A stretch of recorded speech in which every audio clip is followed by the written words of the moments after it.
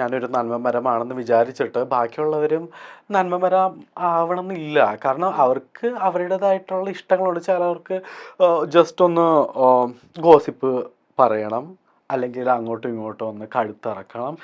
That's okay, അത് അവരുടെ സന്തോഷമാണ്, അവർ ചെയ്തോട്ടെ, നോ പ്രോബ്ലം, ചെയ്തോളൂ, നോ പ്രോബ്ലം.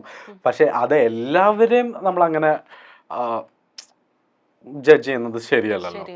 സോ ഓരോരുത്തർക്കും ഓരോരോ ക്യാരക്ടറുണ്ട്, ഓരോരോ നേച്ചറുണ്ട്, ഓരോരോ എന്താ പറയുക, ഒരു ഇൻഹറൻ്റ് ആയിട്ടുള്ളൊരു അവരുടെ ജീവിത സാഹചര്യങ്ങളിൽ നിന്നുള്ളൊരു ഒരു സംഭവമാണ്.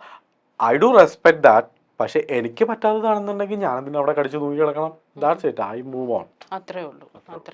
അതാണ് ഞാൻ കോമൺ ആയിട്ട് പറഞ്ഞത്.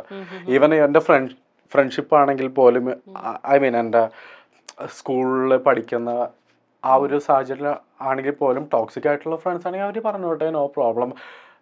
ഈവൻ നമ്മളെ കളിയാക്കുമല്ലോ, ബിക്കോസ് ഞാൻ കുറച്ച് എന്താ പറയുക, പെഡിക്യൂർ മാനിക്യൂർ എനിക്ക് എല്ലാം ഇങ്ങനെ നീറ്റ് ആൻഡ് ക്ലീൻ സാധനങ്ങളൊക്കെ ആയിരുന്നു. അപ്പം അത് എൻ്റെ ഒരു നേച്ചറാണ്. ചിലപ്പോൾ അതിനവർ കളിയാക്കും.